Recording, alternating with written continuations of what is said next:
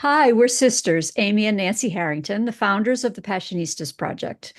We've created an inclusive sisterhood where passion-driven women come to get support, find their purpose, and feel empowered to transform their lives and change the world. On every episode, we discuss the unique ways in which each woman is following her passion, talk about how she defines success, and explore her path to breaking down the barriers that women too often face. Today, we're talking with Dr. Stephanie Grunewald, an alignment strategist and founder of Ancorio. With over a decade of experience as a psychologist, Stephanie empowers ambitious empaths through mastermind groups, transformative programs, and reset retreats. Her work, grounded in research-based strategies, focuses on helping women balance empathy with ambition, fostering resilience, and achieving professional success while maintaining personal well-being. So please welcome Dr. Stephanie Grunewald. So nice to have you. Thank you so much. It's lovely to be here. Stephanie, what are you most passionate about? Well, it's hard to pick just one thing, but I would say that I am really passionate about helping women reconnect with who they truly are and to help them make choices that really align with their values and desires. And what I mean by that is my ultimate goal is really to help them to move beyond the unrealistic expectations that they've placed on themselves so they can navigate life with more confidence and clarity and embrace their strengths so that they can really live the life that they dream of. So where does that passion for supporting women come from? Well, I'll be honest, it came from kind of a twist and turn in my life. I mean, as a psychologist, I had created a practice and it really fulfilled me in many ways, but my mom had become sick with early onset Alzheimer's, and ultimately after she passed away, I just went into this like really deep reflective state, and I felt a calling to help differently than I had been in my practice. And so during that time, we were still in the midst of COVID, and I had found hiking as sort of a way to work through my grief. And I very vividly recall on one of my hikes, like I was just processing, like, how am I spending my life and how am I helping people? And is this really what I feel called to do? And that's really where kind of the epiphany came that as a psychologist, you help after things have really become intense. And I wanted to be more proactive. And I also was just kind of recognizing that a common theme with a lot of the women that I was working with is that they felt really lonely. And so that really kind of sparked my idea of, well, why not create a more community-based focus? And so I wanted to try to help support these women, not only in making changes, but trying to do so before things really became dire for them and giving them a community so that it wasn't just, you get to check in with me on a weekly basis. You have a whole team of people. And I know you guys get this and understand that with the Passionistas project and everything that you're doing there. So that's really kind of how all of this came to be. So what inspired you to get into psychology? So I actually started out in mechanical engineering. It's quite a pivot, yes. And I mean, that really came out of kind of a necessity. I struggled socially in high school. And so they had an apprenticeship program, and of the options available, mechanical engineering felt like the best one. And what it really allowed me to do is I only had to go to high school half the day. I worked half the day, and then I took college courses at night. And what was really appealing to me is it meant I didn't have to be in my high school for lunch. So that was kind of a self-preservation, using my education to get me out of a difficult situation. And I loved my apprenticeship, but honestly, once I went to college to pursue it, it became very quickly apparent that like this was just not the path for me. I loved doing the work, but there was no way I was going to get through the college classes to actually do that or earn that degree to be able to do the work.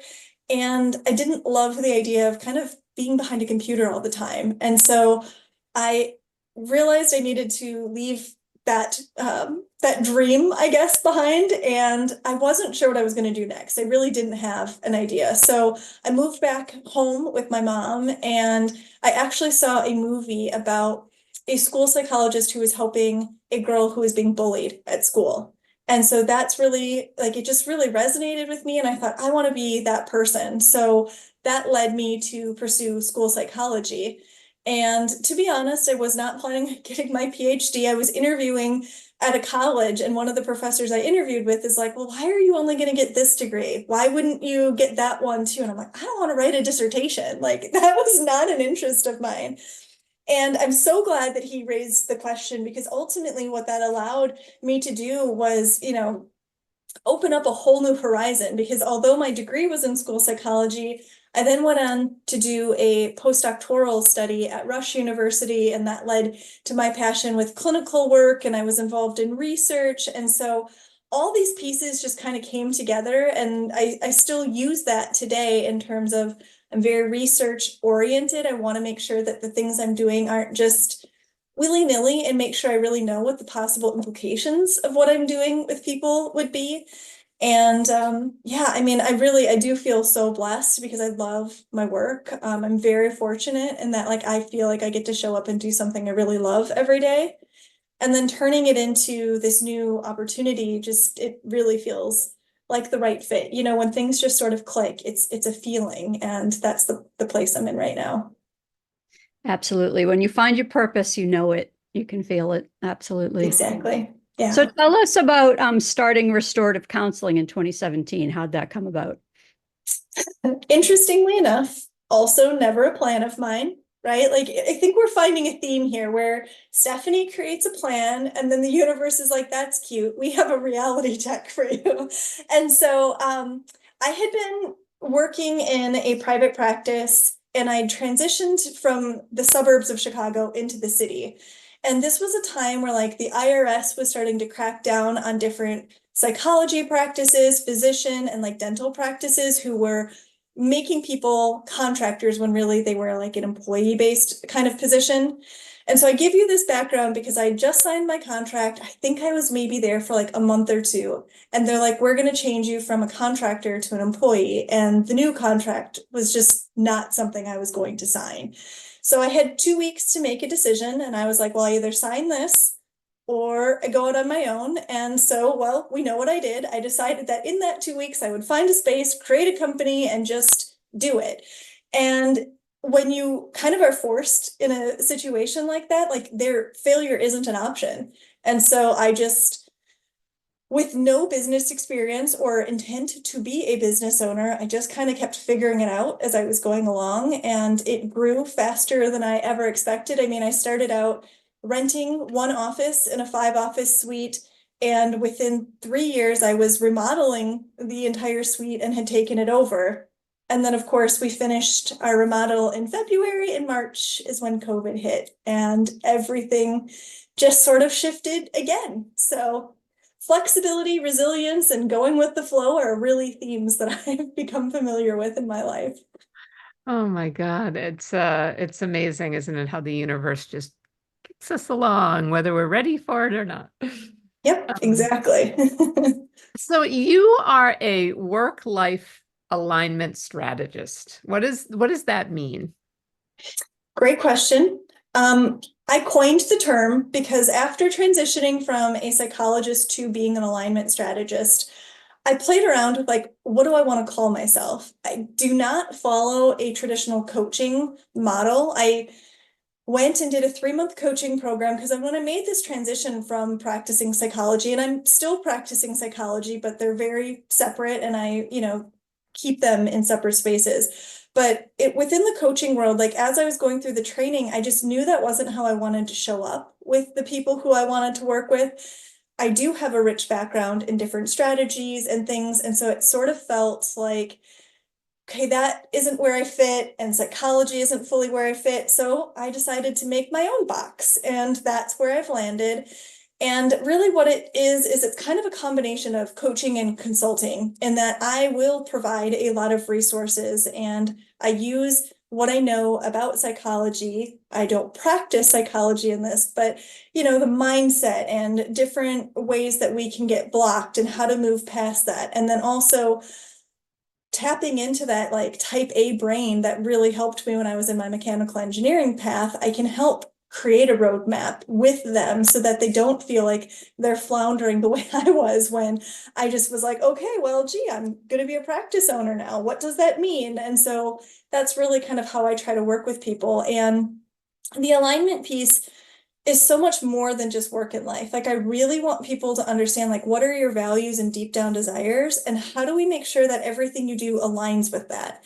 And alignment was something I landed on because so many people try to get this elusive balance. And I think we can all agree, like you just, I don't know about you, I guess I shouldn't say that, but I've never achieved it ever. There's always something falling.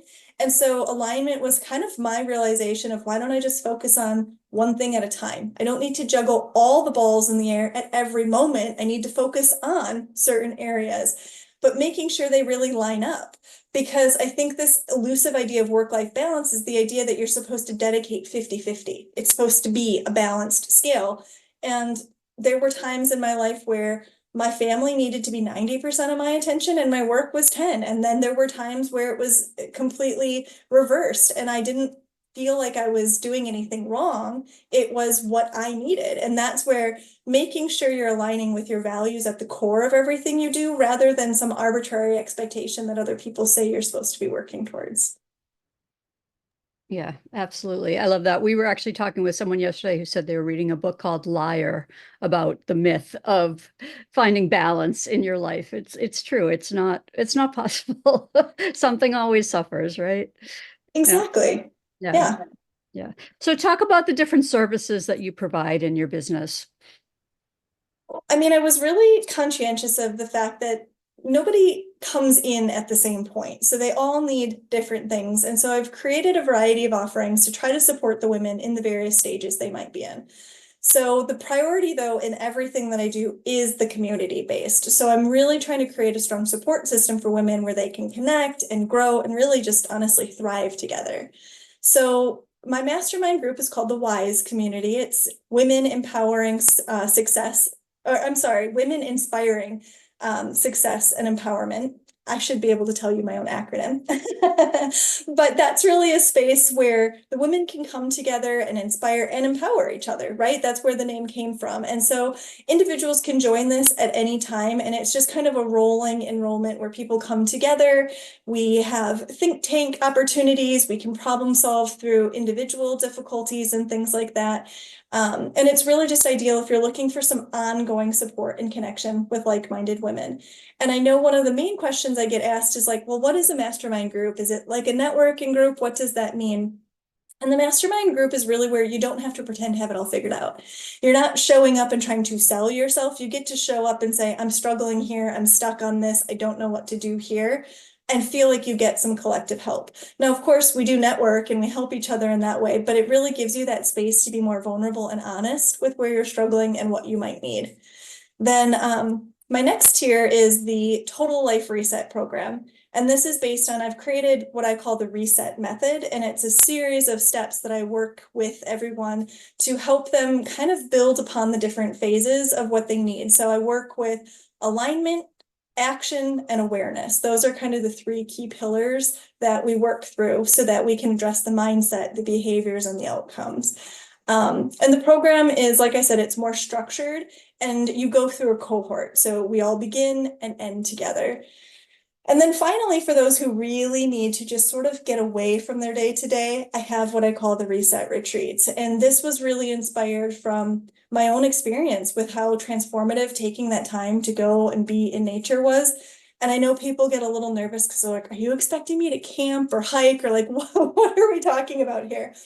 And it's more luxurious than that. Like I am somebody who hikes and I come and I sleep in a really cozy hotel. But what I've done is I've tried to just create spaces where we can go on leisurely walks. You have opportunities to go and connect with nature, but really it's about resetting your internal clock, giving you time to not have everybody tugging at you, not having to deal with all the competing demands. Your focus is solely on yourself and on connecting with the people there. So there's a lot of opportunities to come together as a community, as well as space to just go and kind of recharge and realign on your own.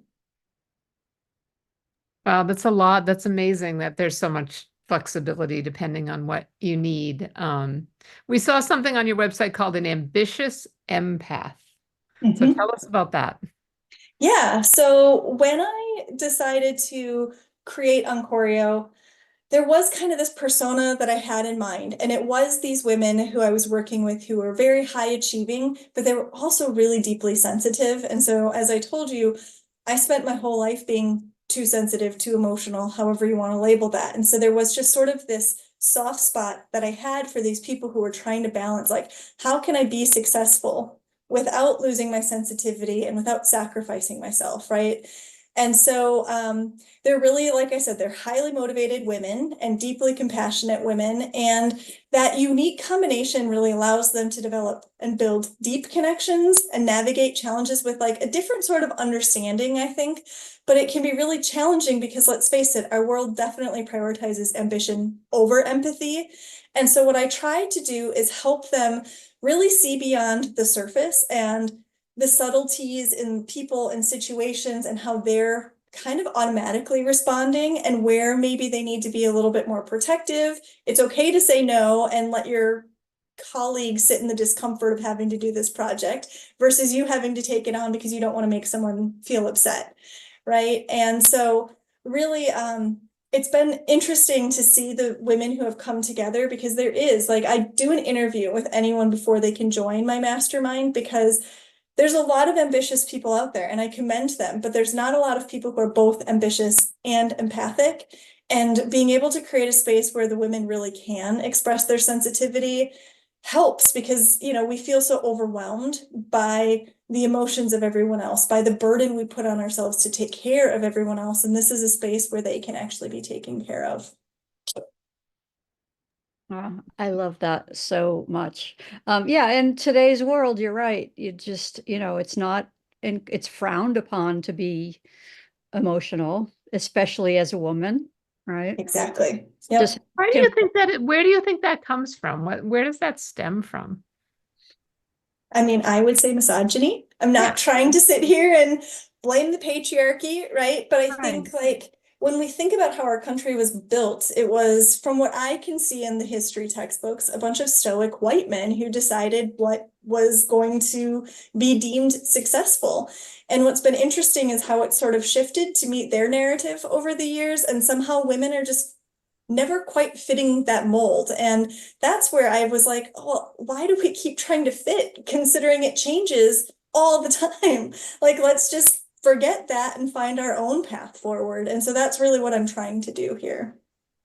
Yeah, politics aside, there was a moment during the Democratic National Convention where a woman spoke about how she was having a hard time in Congress. And she happened to meet Kamala Harris for the first time in the midst of that. And she walked up to the receiving line and had never met her before. And the first thing Kamala Harris said to her is, "What's wrong?" And she started to cry. And so there's this like line forming behind her and she's crying and Kamala's wiping the tears away from her eyes and just talking to her about the pressures of being this new congresswoman. And she was in the spotlight because she had this controversial thing that happened. And it was so, again, politics aside, it was, as a woman who worked in business with a lot of men and was super emotional, it was like, oh my God, they just normalized women being upset in the workplace for everybody. Like, that is such a huge moment. I hope everybody takes it in, How powerful to be so seen, right? As a human being, right? You don't have to be stoic and have it all together all the time. Yeah, not to be embarrassed by the fact that you just cried in front of the Vice President of the United States. Right. Right. She was cool. Yeah, and the other moment during the DNC was Tim Walz's son, right? Because, men are not supposed to be emotional at all. And, that was such a beautiful moment when Gus got emotional about his dad. And, it was, poo-pooed. It was like, why is this young man crying? And it's such a sad thing in our society that emotion is such a negative thing. I mean, I have absolutely no research to support this, but I think the reason emotions are so negatively viewed is because they're difficult to manage. And we historically have not been taught how to manage them. I know that was even true for myself. Like, it wasn't like we sat down and talked about, well, why are you having this strong response, right? It was just don't have it. And I think that's why it just continues to be shot down, is because it makes people uncomfortable. They don't have that skill set. They'd rather focus on the hard skills and the things that make them successful, rather than recognizing there's a whole nother side of human nature that can really benefit. And, even just the willingness to ask someone what's wrong. I'm just thinking about how powerful that is for anyone going about their day, to have that permission to say, hey, yeah, not only do I show up and put on my worker bee hat, I'm a human being with a whole life outside of this too. Yeah. Yeah. So how do we do that? How do we make that switch from making the emotional weakness to turning it into a strength?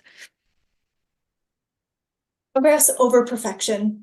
I mean, you have to recognize that, even myself, right? Like, I've been practicing psychology for over a decade now, and I can't tell you that I have perfect days. I get overwhelmed. I have floods of emotions. And so I think like it's really about just awareness first and foremost, recognizing like what might have contributed. So like, I know for me, if I don't sleep well, I'm going to be prone to being a little bit more emotional and maybe not feeling as in control of them as I'd always like. So like, that's a foundational piece for me.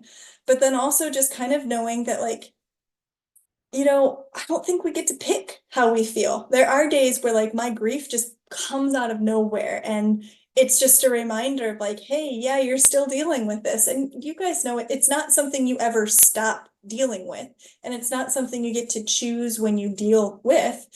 And so I think just being able to incorporate that into the way you perceive yourself too, and know that like 100% looks different every single day. I'm able to compartmentalize and show up for my clients, and then I might need to shut myself down and take care of myself differently at the end of the day, because I'm going through my own emotions. And so I think it's just kind of holding space, acknowledging them, and to adjust this idea that every day we have to only achieve. Sometimes it's just enough to get through it. And so that's where the progress over perfection comes in, and making sure we focus on growth and not just outcomes. Yeah. Yeah. Even in the best of days, you think you can be in a great place, and then a song comes on the radio and you're like, here I go. Yep. A smell, a sound. I mean, so many things. It's so easily triggered in our brains. Yeah. Yeah. So, why is it that alignment promotes such a sustainable approach to ambition? Well, that's a really good question. I think because it's fluid and flexible and evolving, right? Like, you don't just achieve alignment, you continue to work towards it. And so like when I help people identify what alignment means for them, it starts with your core values. And then it really focuses on evaluating your daily life. I think we as a society too, like we put these like pressure markers of like the new year's when you get to evaluate how you've been doing. And the end of the year, did you accomplish everything? And what are you going to do?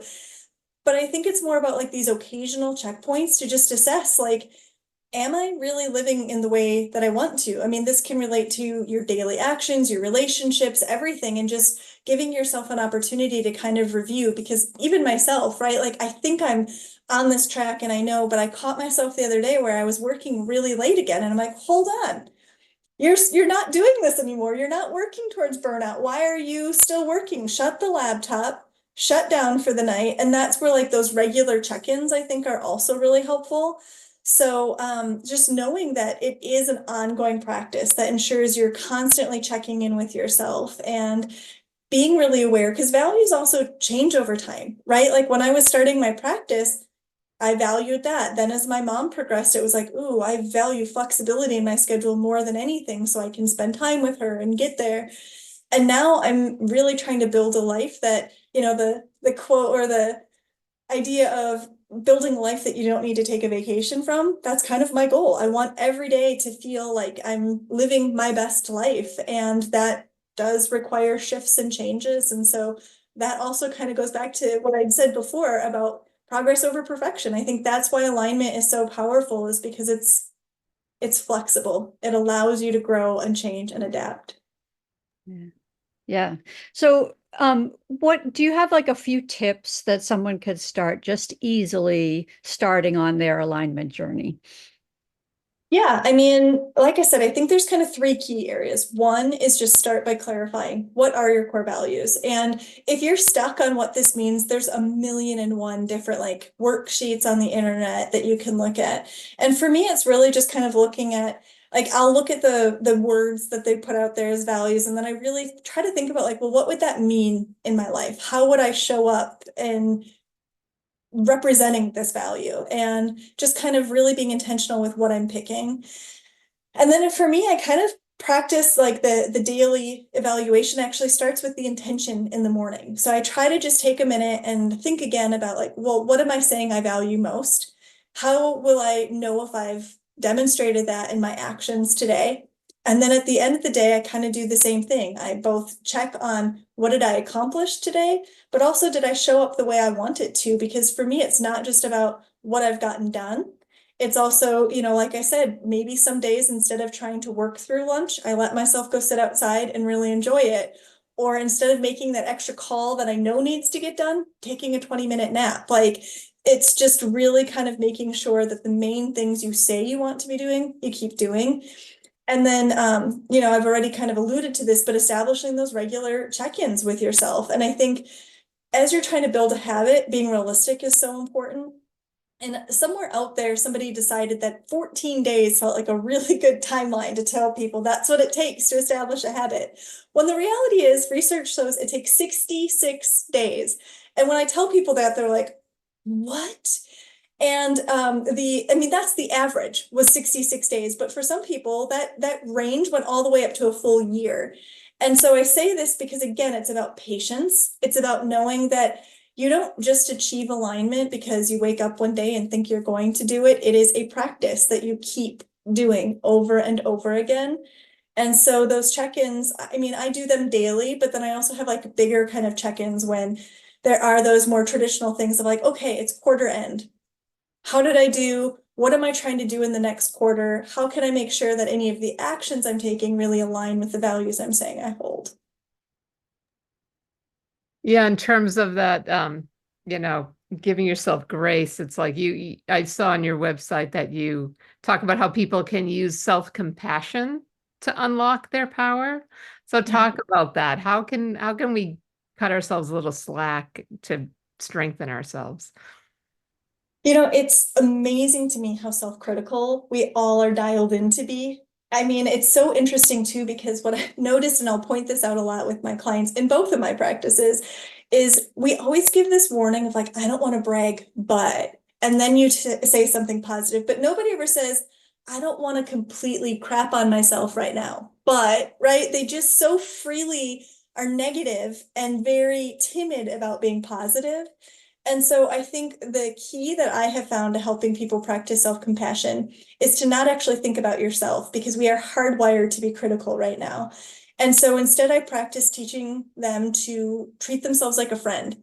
So I will always, like, when people are telling me these statements, I'm like, would you ever call up your best friend and say that? And they're like, oh my gosh, no. I'm like, okay, so why would you let that thought roll around in your own head? And I think a part of self-compassion actually comes from saying things out loud, because we get so used to that noise in our head. It's kind of like background music where you don't even realize you're hearing it, but you are, and your brain is absorbing that. And then there's functions in our brain like the reticular activation system where what it does is it filters all of the information to match whatever you've put in. So junk in, junk out. If you tell your brain, I'm bad at this, it's like, sure, here's all the evidence that supports that. And it's inaccurate. It's not keeping things in perspective. And so by kind of treating yourself like a friend, I mean, we tend to be more encouraging, we tend to be more kind, we tend to be more compassionate. And so ironically, that would be my number one tip on self-compassion, is to treat yourself the way you would treat anyone else. Yeah, that's great. And how does that then lead to boosting your confidence? Well, I mean, just think about what it would feel like to wake up and be able to recognize that you both have things that you can continue to grow and expand in and you have a lot of really strong strengths that you can build upon. And I think that's where keeping it in perspective is so critical. It's not like for every area of growth, there needs to be a strength that matches it, but just knowing that both exist. And then it gives you confidence too, I think, in recognizing like, I've beat 100% of the problems I've faced so far. What would make this one any different? Right? Somehow I've managed to keep showing up and getting up no matter what life has thrown at me or how I've gotten knocked down. And I think by just being able to kind of give yourself just that little bit of acknowledgement, it might give you the encouragement to take a step and do something differently or not feel so afraid to try to break the pattern that maybe you've fallen into. Yeah. So what's the best habit that you personally have?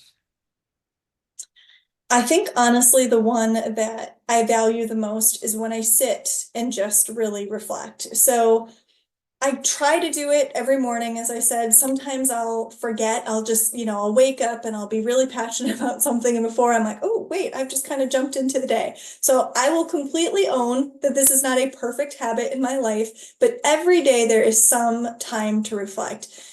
I like to reflect on things I'm grateful for because, not only did I lose my mom, this year was one of the most difficult I've faced yet. I lost both of my grandparents. I had health issues. And like it would be really easy for me to sit here and be like, man, life just really hates me. But instead I'm like, well, how can I honor these opportunities for learning and growth? And again, give myself credit for the fact that I continue to show up and get up and I'm working through it every single day.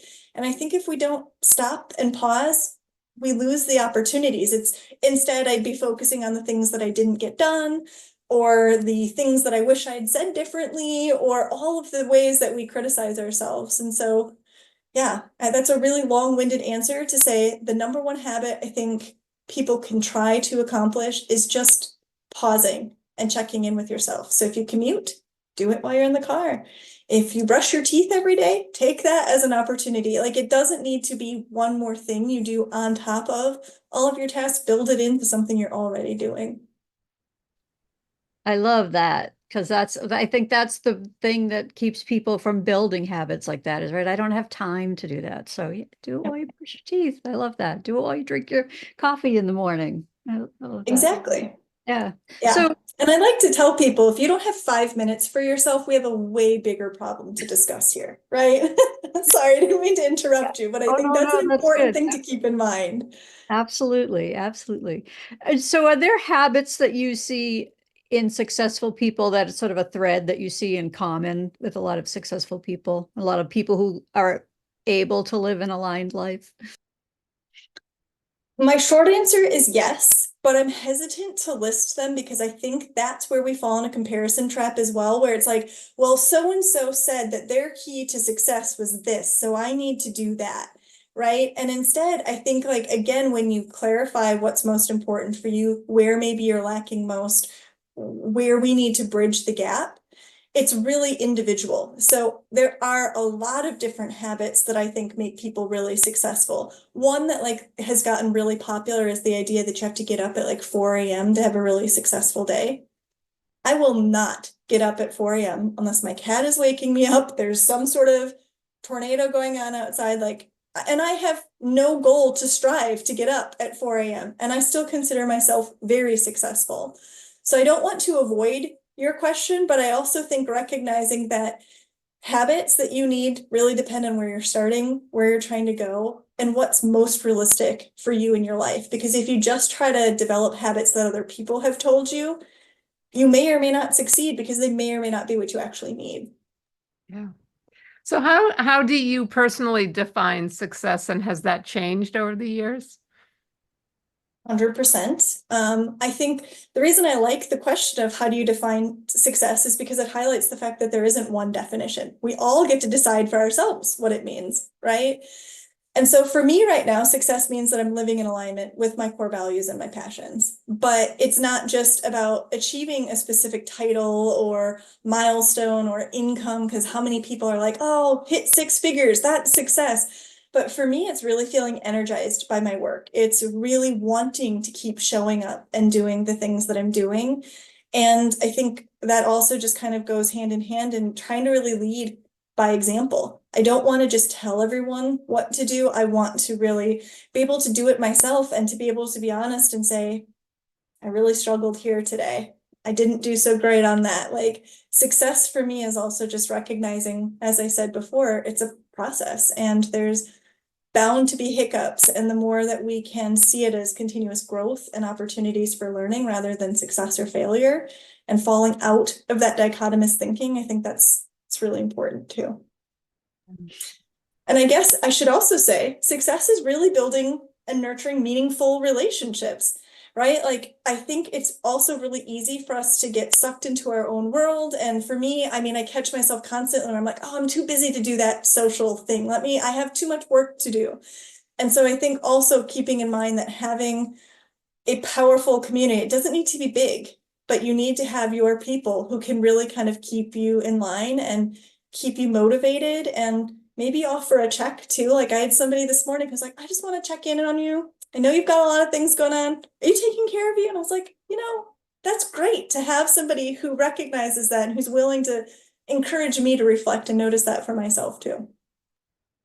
I love that. Amy and I need to do that for each other because we both work too hard and we need to remind each other to take care of ourselves. I kind of have a rotating list of people that Yeah. I check in on every once in a while just to make sure they're doing okay. But you're right, Nan, we should be better. Yeah. See, progress over perfection, right? You're going to work on it with each other and help each other to do so. I love that. Oh yeah, we are the queens of progress over perfection with each other. Absolutely. Sure. So you mentioned having a rough year and talking about transforming your challenges into opportunities. So what are some tips you might have for people to do that? I guess what I would say is really focus on daily self-care, because if you're not tending to your basic needs, then you really can't keep showing up and accomplishing this transformation. So what that means for me and the way I've gotten through this was really prioritizing rest, not just physical rest, but also giving my body breaks. That can be stretching, taking a walk, or just sitting quietly. Mental and emotional rest. Sometimes it's just completely unplugging from screens. I love how connected we are in our world today and that we can do all of these things via Zoom, but Zoom fatigue is real. So, I mean, when's the last time you just stared at a blank wall? Right? Like, we don't really know how to be bored anymore either. So really giving yourselves opportunity to completely unplug. If you have to, listen to some music, but giving yourself some quiet time. I think another key is really finding your outlet, finding whatever activity or exercise. There's no right or wrong, but something that really helps you to relax and to find joy is so important for me. I mean, that's getting out in nature. It can be going for a walk, or it can just be sitting outside, anything. And then again, I'm going to keep going back to staying connected. I think it is so important that although I already advocated for time alone, it's also so important that you stay connected with others and that you don't isolate, because I think that's a natural tendency too. We don't want to expose others to our pain sometimes, or I mean, for me, I'd gotten so used to dealing with my struggles on my own, it was actually hard for me to be around other people when I was going through a hard time. And so being able to give myself permission to show up and just continue to build those things are really important too. It's funny that you say the thing about being bored, because I was thinking about that recently, how when we were little, I felt like I was constantly saying to my mother, I'm bored. I'm so bored. And she'd be like, well, go read a book or go do this or go do that. And now it's like, I remember the last time I was bored. Like, it'd kind of be nice to feel bored just for like an afternoon, to be like, oh, I have nothing to do. Well, think about it though. You have your phone immediately there to placate you. Like, it's funny, when I pull up to a stoplight, I always look around and almost everyone is on their phones, because it's like, you can't sit there for the 60-second it takes for the light to change, right? You need something, some sort of stimulation all the time.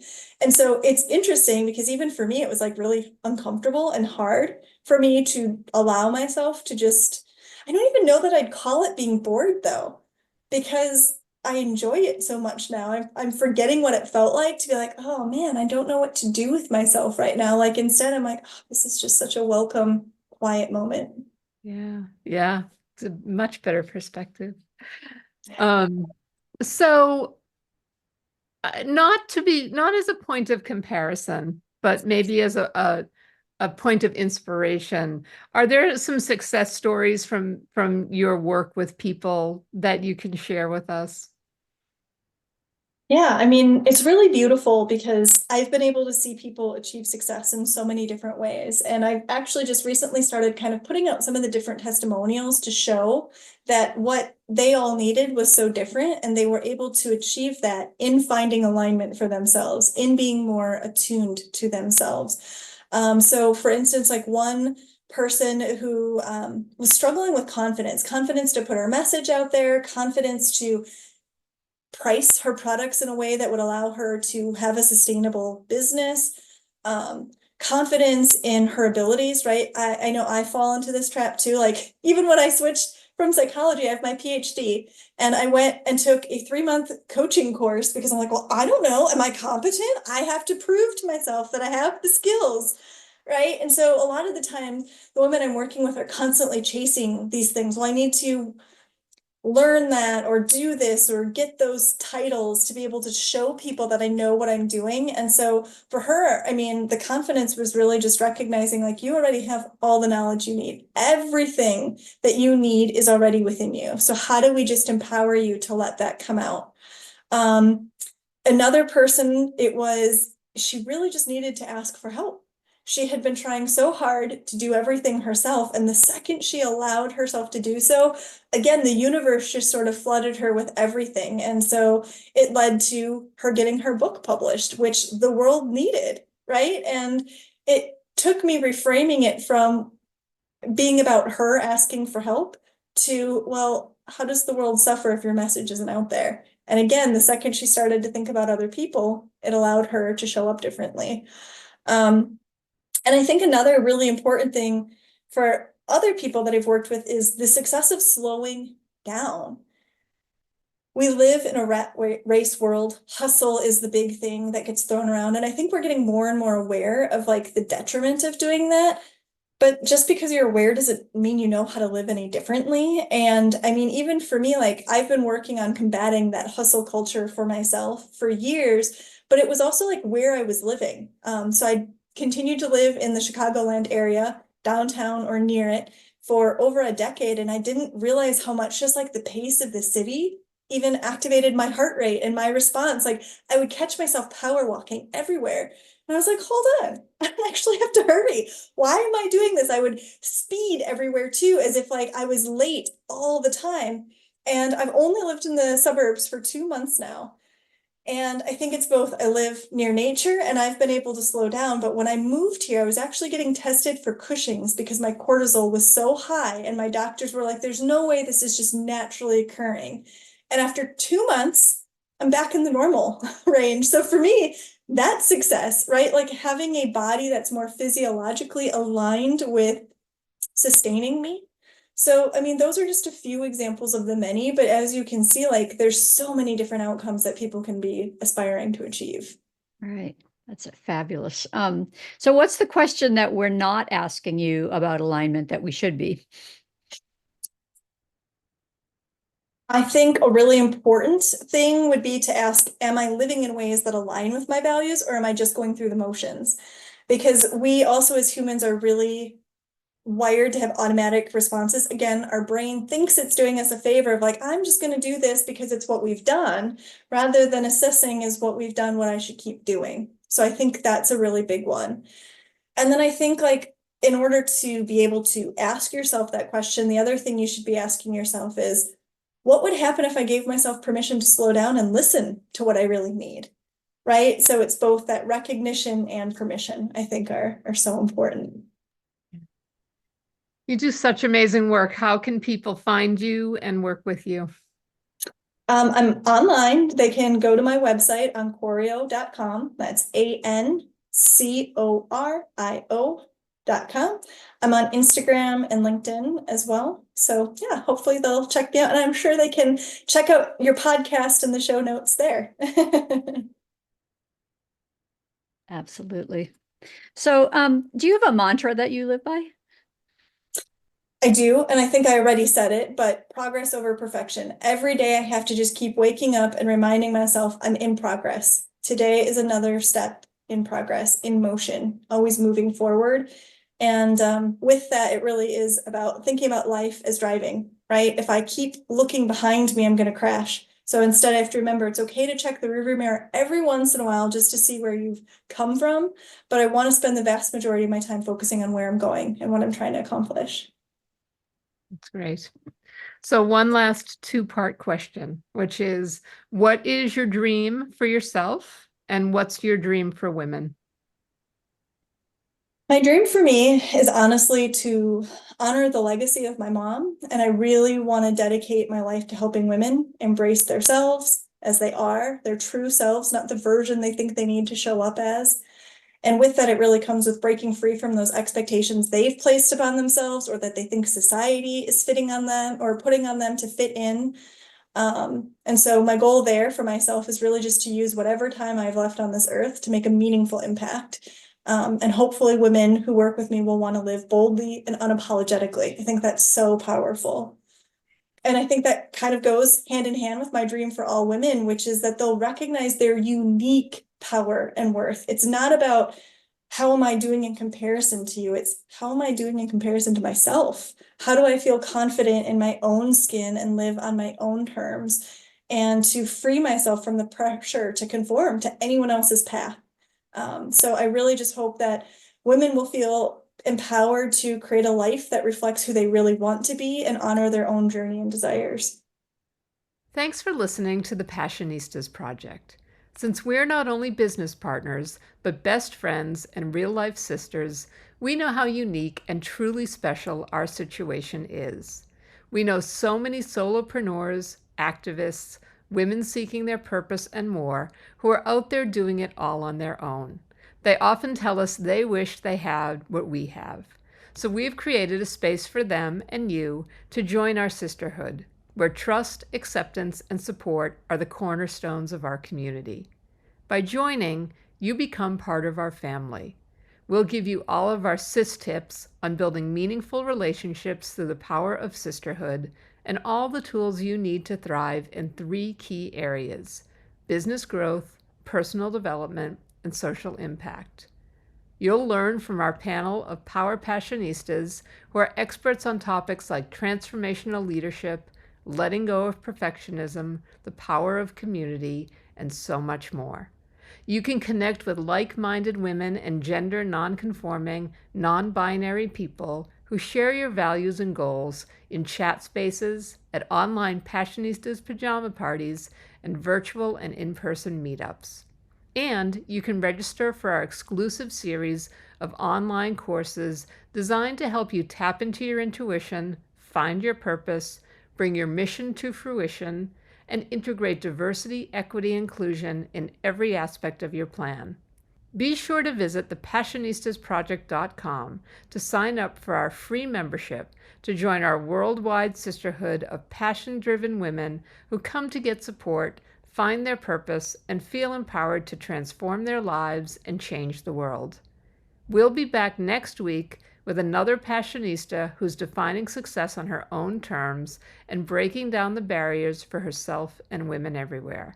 Until then, stay passionate.